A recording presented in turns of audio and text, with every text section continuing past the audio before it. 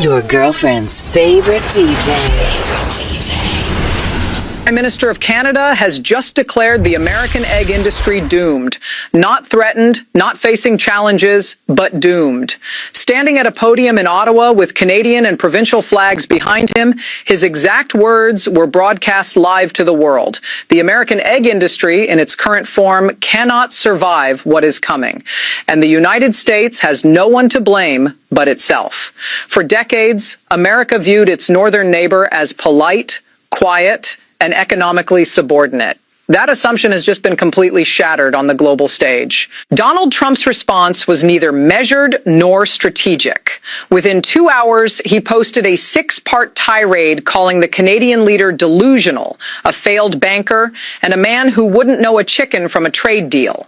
He threatened to impose a 200% tariff on every Canadian product entering the United States until Canada learns to respect the greatest economy in history. But Warren Buffett observed that the violence of the response revealed the accuracy of the declaration. Leaders do not rage over threats that are not real, and the anger from the White House told the world exactly what it needed to know. The true impact of this confrontation was solidified when the Canadian Prime Minister delivered 12 devastating words. He's not angry because I'm wrong. He's angry because I'm right. This is not just a trade spat over breakfast food. This is the exact moment America discovered its food supply depends heavily on a country it just tried to humiliate. On the surface, the United States appears self-sufficient, producing over 100 billion eggs annually. However, this production is an illusion. The American egg industry relies on 3 invisible, essential Canadian inputs that cannot be replaced. First is genetics. The breeding stock that produces America's commercial laying hens sits at the top of a genetic pyramid headquartered in Canada. Decades of selective breeding for efficiency, high production, and disease resistance cannot be replicated overnight. Without this continuous supply, the replacement pipeline for American laying hens entirely collapses. Second is feed. Canada is one of the largest exporters of feed-grade grains, like canola and soybean meal, to the United States. Without these affordable Canadian imports, the cost structure of every American commercial egg operation shifts immediately from profitable to unsustainable. Third is pharmaceuticals. The U.S. poultry sector is already struggling with severe avian flu outbreaks, having lost over 100 million birds. The vaccines and veterinary biologics required for flock recovery flowed directly from Canadian research and manufacturing facilities. Canada is no longer willing to unconditionally subsidize this dependency. The Canadian government initiated a methodical 4-part strategy. First, an immediate restriction on exporting elite breeding stock to the United States. Second, a redirection of grain exports to the European Union, Japan, South Korea, and the United Kingdom through preferential long-term supply agreements. Third, a prioritization of allied nations for critical veterinary pharmaceuticals. Finally, the establishment of a $5 billion agricultural sovereignty fund to process raw materials domestically rather than exporting them. This was a carefully mapped strategy. Canadian trade officials spent months identifying vulnerabilities in the American food supply. The egg industry was the most exposed, combining high dependency with zero domestic redundancy. The fallout arrived instantly in every American grocery store. Within 2 weeks, the national average for a dozen eggs crossed $7, hitting $9 in major cities.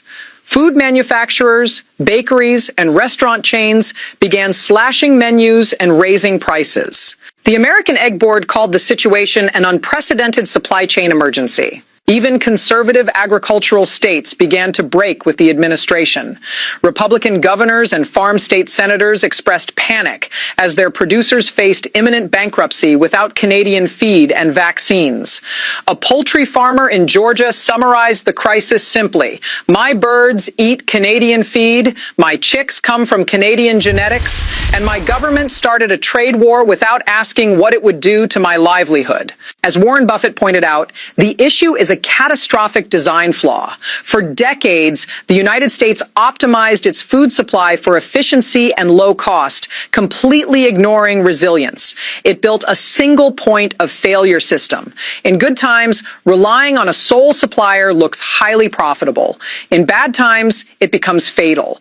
The dependency that was once an invisible convenience has now become a national crisis. Meanwhile, the rest of the world is moving on. Your girlfriend's favorite DJ.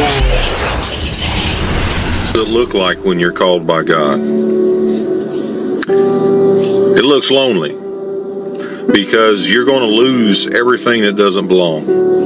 There's nothing glamorous about being called by God. You're going to go through some painful experiences. Your life is going to be disassembled, and only God can put it back together. You're going to go through seasons of heartache. You're going to go through seasons of discouragement. You're going to go through periods that you don't want nothing to do with it. You're going to ask God, remove this from me. I don't want it no more. But no matter how hard you try, you're not going to be able to escape God's plan for your life. God's word is going to be your truth, and you can't get away from it. No matter how hard you try, no matter how hard you try to think like the world and act like the world, it's never going to be enough. You're going to have a unique perspective that everything in the natural is a byproduct of the spiritual. You're going to be operating on your own dimension. People around you are not going to understand you. People in your past can't go along with you on this journey. They don't have this understanding. You're not going to have common ground in conversations. And that's one of the hardest things about this, is you don't have anybody to talk to. There's nobody there around you can have a conversation with about what you're going through. You are going to have to totally rely on God. And He's got you in this position for exactly that reason. He's preparing you for your future. Some of you are saying, well, it's been 1 year, it's been 2 years, it's been 3 years, and I don't see a benefit of this. Nothing's changed for me. I haven't found anybody. I haven't had really anything, big positive happen in my life. What you have to do is stop for 1 minute and look back at your past and realize how far you've come. Yes, you've lost a lot of things, but you have grown so much spiritually. And that has to be your gauge of success. You can't look at your today. You can't look at the environment you're in right now as success. You have to look at your past and see how far you've come. No matter what you're going through, no matter what you're walking through, you have to understand something. God does love you. He is a good God, and He has a plan for your life. And your future is going to be fantastic. Your future is going to be better than anything you could ever have created or put together on your own. Your girlfriend's favorite DJ.